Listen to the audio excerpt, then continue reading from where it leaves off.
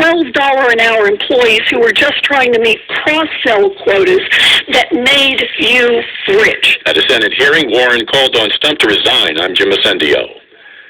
In his final address before the UN General Assembly in New York, President Obama took a not-so-subtle jab at Republican presidential candidate Donald Trump today.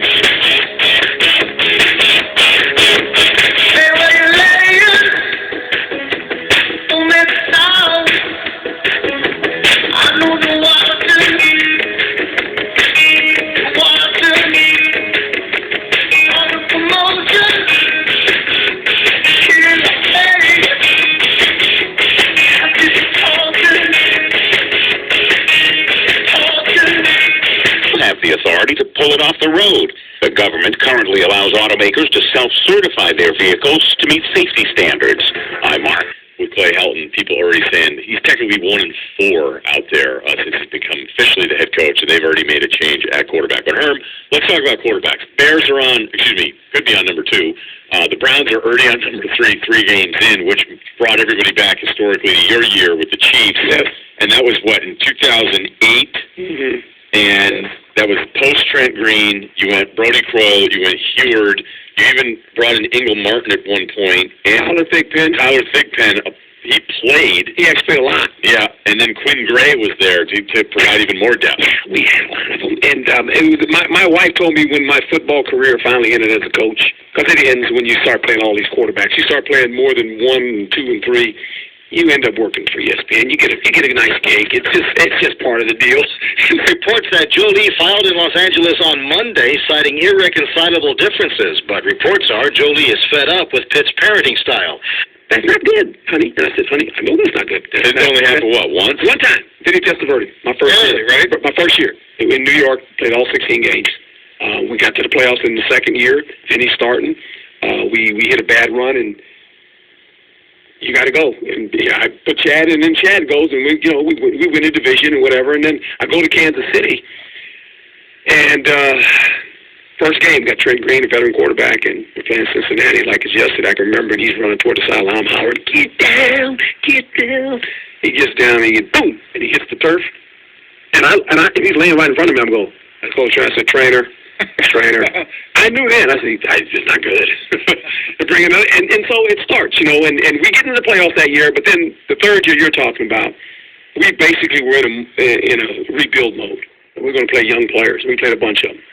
I started 2 young corners, rookie corners, and Jamal Charles is part of this program. We had a bunch of really good players, but when they're rookies, that's one thing. But when you have a rookie quarterback, that's another thing.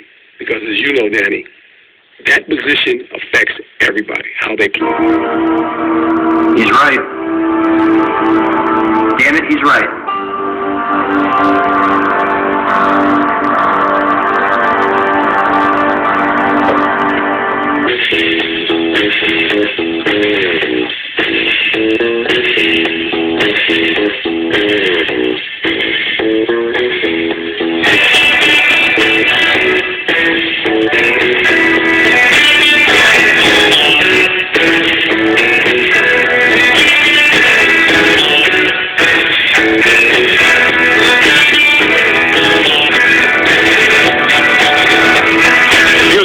By the host on this program are riveting the nation and have done so for 28 years.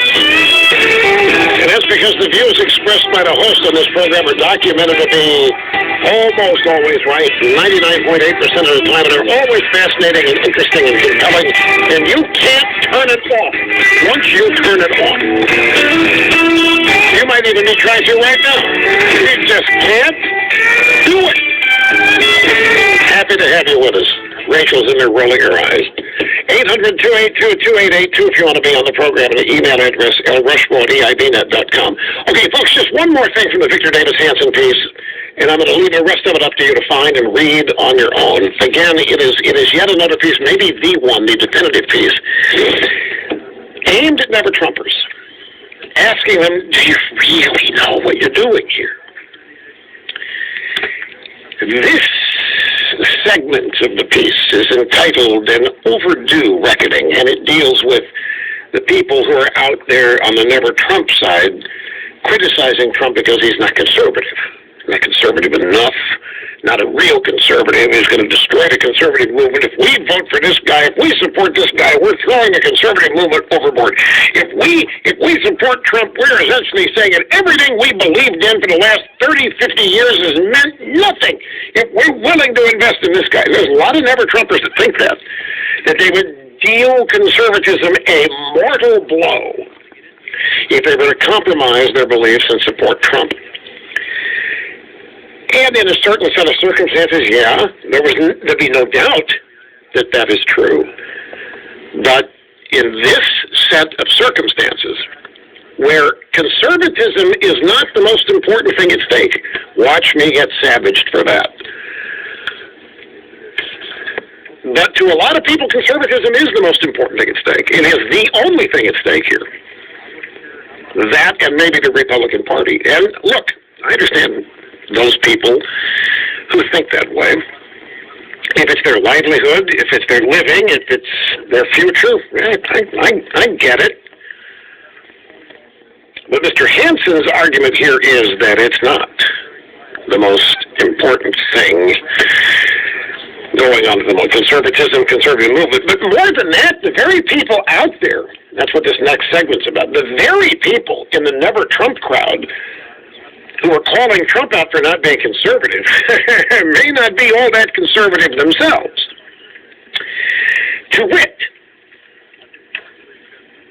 the old Wall Street Journal adherence to open borders, that's not so conservative, at least not for those on the front lines of illegal